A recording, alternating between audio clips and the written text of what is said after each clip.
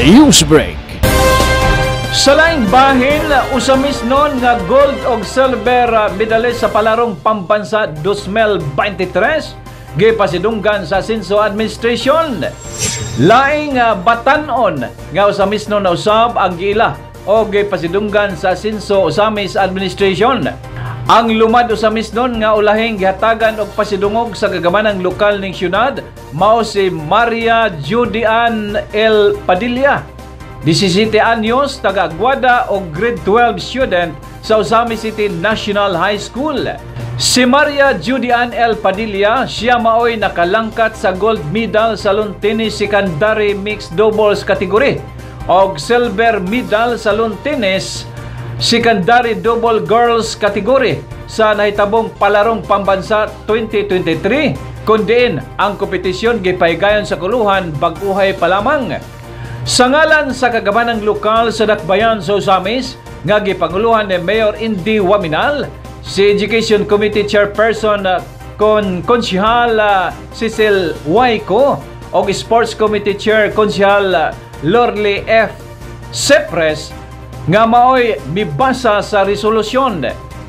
May padangat usab og mga pulong pagdasig og pagpasalamat ang konsiho ngadto sa mga opisyal sa Osamis City Division Office pinagi sa pagpangulo ni Schools Division Superintendent Nimpa Lago.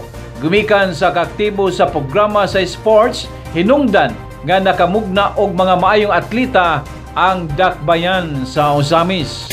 At this point, I would like to ask for the People's Hour to receive our guests from the DepEd and that to perform the formal recognition from the LGU to our gold medalist in the Palarong Pambansa in the person of Maria Judy Padilla for the presentation of the resolution. Thank you, Madam Chair. Whereas in the lawn tennis competitions, 17-year-old Maria Judy Ann L. Padilla, incoming grade 12 learner, daughter of spouses Patrick and Teresita Padilla, resident of Purok 3, Barangay Aguada, Osamis City, excelled beyond the cream of crop in the final stage of the contest and bagged gold and silver medals for the secondary mixed doubles and secondary girls doubles categories respectively on behalf of the Osamis City National High School.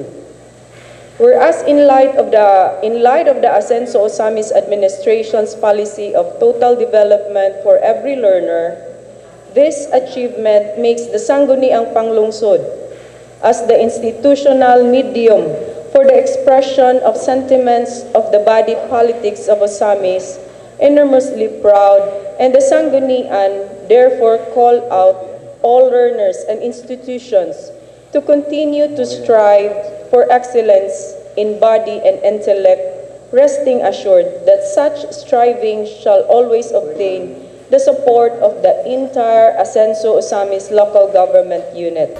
Nagpasalamat usab ang awardee nga si Maria Judy Ann Padilla sa Asenso Osamis Administration, labi na ni Mayor Indy Waminal, Congressman Ando Waminal o Governor Henry S. Waminal Sr.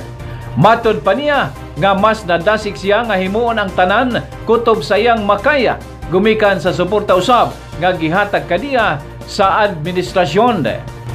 Kahinumduman nga dili palang usab dugay, mipadangat usab og pasidungog ang Asenso Osamis Administration pinagi gihapon sa usa ka resolusyon niadtong mga passer o top-notcher sa Professional Regulation Commission sa mga nagkadiyang board examination nga mga produkto sa Misamis University o Lasal University.